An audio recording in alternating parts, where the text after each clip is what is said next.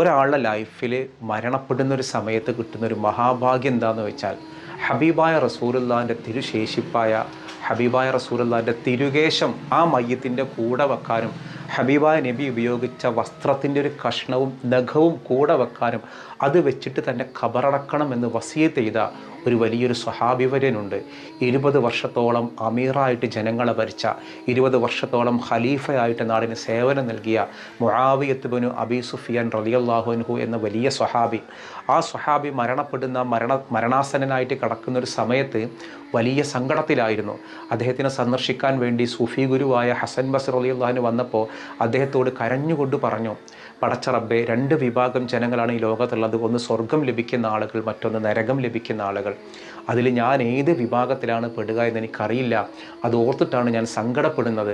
അല്ലാതെ ഞാൻ നഷ്ടപ്പെടുത്തുന്ന എൻ്റെ രാജകീയ പദവികളെ ഓർത്തിട്ടോ അല്ലെങ്കിൽ എൻ്റെ രാജ്യത്തെക്കുറിച്ച് ഓർത്തിട്ടോ എനിക്കൊരു സങ്കടവുമില്ല.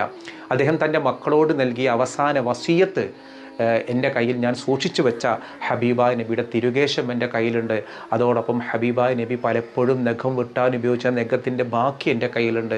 ഹബീബായ നബിയുടെ പുതപ്പിൻ്റെ ഒരു കഷ്ണം എൻ്റെ കയ്യിലുണ്ട്. അതെന്നെ ഖബറടക്കുമ്പോൾ ആ ഖബറിൽ എൻ്റെ കൂടെ വെക്കണമെന്നായിരുന്നു അദ്ദേഹം അവസാനം മക്കളോട് നൽകിയൊരു വസിയത്ത്. ഒരു മനുഷ്യർക്ക് ലഭിക്കാവുന്ന അപൂർവമായൊരു ഭാഗ്യം എന്താണെന്നറിയോ? മരണപ്പെടുന്നൊരു നിമിഷം എങ്ങനെയാണെന്നുള്ളതാണ്. ഞാൻ കഴിഞ്ഞ ദിവസം ഒരു മരണ വീട്ടിൽ പോയി. ആ മരണ വീട്ടിൽ പോയപ്പോൾ വിരലിൽ എണ്ണാവുന്ന ഒരാളുകൾ മാത്രം. ഞാൻ ചെന്ന സമയത്ത് ആ വീട്ടിലുള്ളത് മയ്യത്ത് അവിടെ കിടക്കുന്നുണ്ട്. പിന്നെ ഒരു മകൻ ആ മുഖം ഒന്ന് കാണിച്ചു തരാൻ വേണ്ടി അവിടെ ഉണ്ട്. ഒരാൾ പോലും ആ വീട്ടിലില്ല. കസേരകൾ ഇങ്ങനെ ഒഴിഞ്ഞു കിടക്കുന്നുണ്ട്. ഇത് ഞാൻ കണ്ട ഈ ഒരു ദിവസങ്ങൾക്ക് മുമ്പ് ഞാൻ കണ്ടൊരു മയ്യത്താണ്. വേറൊരാളെ കണ്ടു. എവിടെയെങ്കിലും സ്വലാത്ത് മജ്ലിസ് ഉണ്ടോ, ദിക്ർ മജ്ലിസ് ഉണ്ടോ, അവിടെയൊക്കെ തെരഞ്ഞു പിടിച്ചു പോയി വല്ലാതെ ഹബീബായ നബി ഇഷ്ടപ്പെട്ടിരുന്ന ഒരു സാധാരണക്കാരൻ. പണ്ടൊരു സൈക്കിൾ കട നടത്തിയിരുന്ന ഒരാൾ പിന്നെ പ്രവാസിയായി, മക്കളൊക്കെ വലിയ നിലയിലായി. ആ മനുഷ്യൻ്റെ മരണ നിമിഷം ആ മുഖത്ത് നോക്കുമ്പോൾ കാണുന്നൊരു വലിയ പുഞ്ചിരിയാണ്. ആ മനുഷ്യൻ്റെ മയ്യത്ത് അവസാനം പ്രാർത്ഥിക്കാനും വേണ്ടിയിട്ട് 100 കണക്കിന് ആളുകൾ അവിടെ എത്തുന്നു. ഇതെങ്ങനെയാണ് ഈ 2 അവസ്ഥ ഉണ്ടായെന്നറിയോ? ഈ രണ്ടും നടന്നത് അടുത്തടുത്ത 2 വീടുകൾ. ഇത് 2 മനുഷ്യൻ്റെ മുഖമാണ്. അള്ളാഹു ഈ ഒരു മാസം എന്ന് പറഞ്ഞാൽ റഹ്മത്തിൻ്റെ മാസമാണ്. അള്ളാഹു എല്ലാവർക്കും റഹ്മത്ത് നൽകും, എല്ലാവർക്കും സ്വർഗം നൽകും. പക്ഷേ മനുഷ്യൻ ഇവിടെ ജീവിച്ചിരിക്കുമ്പോൾ ചെയ്തത് എങ്ങനെയാണോ അതിൻ്റെ ഒരു രാജകീയമായൊരു സ്വീകരണം യാത്രയപ്പം ഈ ദുനിയാവിൽ നിന്ന് കൊടുക്കും. എവിടെയൊക്കെ സ്വലാത്ത് മജ്ലിസ് ഉണ്ടോ, ദിക്ർ മജ്ലിസ് ഉണ്ടോ, അതിലൊക്കെ താല്പര്യത്തോടു കൂടി പോയിരുന്ന ഒരാൾ, ആ മനുഷ്യൻ അവിടെയൊക്കെ പോയിട്ട് ആരോഗ്യമുള്ള സമയത്ത് അതിലൊക്കെ വളരെ താല്പര്യം നടത്തിയിരുന്ന ഒരാൾ, ആ മനുഷ്യൻ മരണപ്പെട്ടപ്പോൾ ആ ചുണ്ടിൽ പാതി വിടർന്നു നിൽക്കുന്നൊരു പുഞ്ചിരി.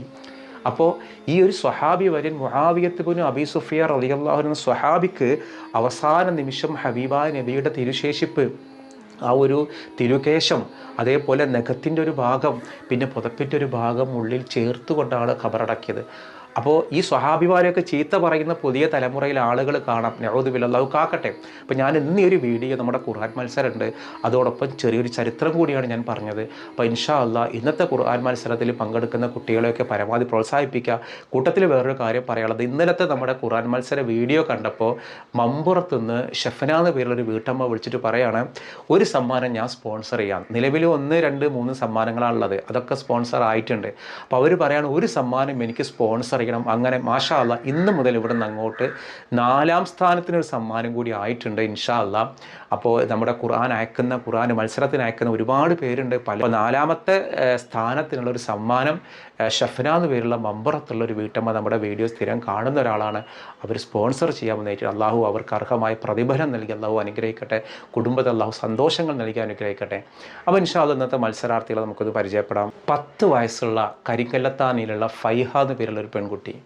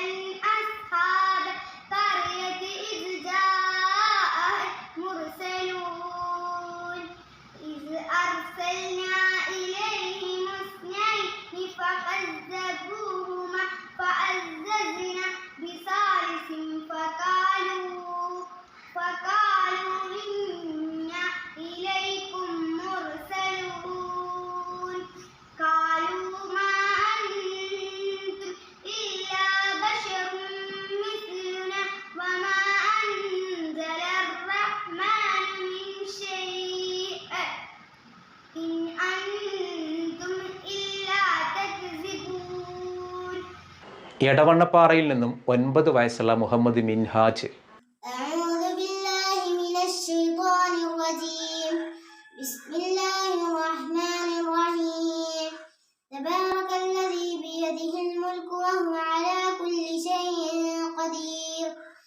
الذي خلق الموت والحياة ليبلوكم أيكم أحسن عملا وهو العزيز الغفور الذي خلق 7 سماوات طباقا ما ترى في خلق الرحمن من تفاوت فارجع البصر هل ترى من فطور ثم ارجع البصر كرتين ينقلب إليك البصر خاسئا وهو حسير.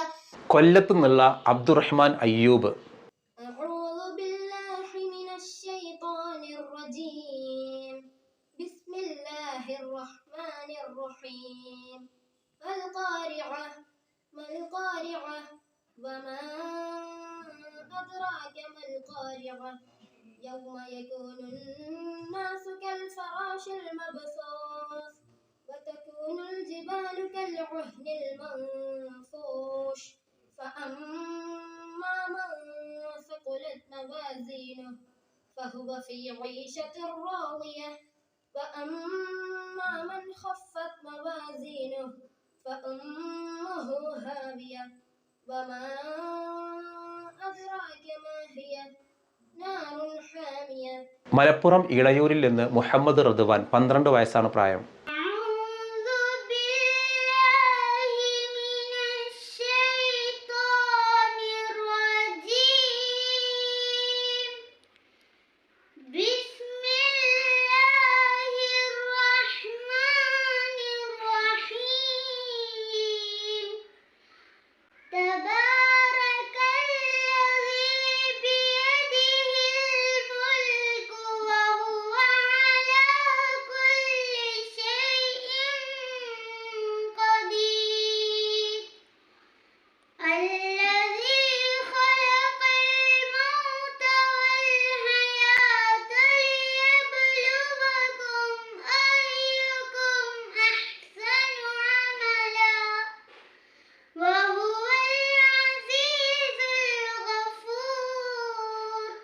ഇഷാന അമ്രിൻ. 7 വയസ്സാണ് ഈ കുട്ടിക്ക്. മലപ്പുറത്ത് നിന്നാണ്. أعوذ بالله من الشيطان الرجيم بسم الله الرحمن الرحيم عما يتساءلون عن النبأ العظيم الذي هم فيه مختلفون كلا سيعلمون ثم كلا سيعلمون ألم نجعل الأرض مهادا والجبال أوتادا وخلقناكم أزواجا وجعلنا نومكم سباتا. പിന്നെ കർണാടകയിലെ മംഗലാപുരം സഫുവാൻ അലി. 22 വയസ്സ്. أعوذ بالله من الشيطان الرجيم بسم الله الرحمن الرحيم إذا زلزلت الأرض زلزالها وأخرجت الأرض أثقالها وقال الإنسان ما لها يومئذ تحدث أخبارها بأن ربك أوحى لها يومئذ يصدر الناس أشتاتا ليروا أعمالهم فمن يعمل مثقال ذرة خيرا يره ومن يعمل مثقال ذرة شرا يره. അപ്പോൾ ഇവരെല്ലാവരുടെ ഖുർആൻ പാരായണവും അടിപൊളിയായിട്ടുണ്ട്. അപ്പോൾ ഇൻഷാ അല്ലാഹ് നിങ്ങൾ പരമാവധി പ്രോത്സാഹിപ്പിക്കുക. അതോടൊപ്പം തന്നെ ഇത് റമദാൻ മാസമാണ്. ഇത് റഹ്മത്തിൻ്റെ ഒരു 10 നമ്മൾ പറയലുണ്ട്. പരമാവധി ദുആലൊക്കെ ഉൾക്കൊള്ളിക്കുക. ഇൻഷാ അല്ലാഹ് മറ്റൊരു ദിവസം മറ്റൊരു വീഡിയോയുമായി വീണ്ടും കാണാം.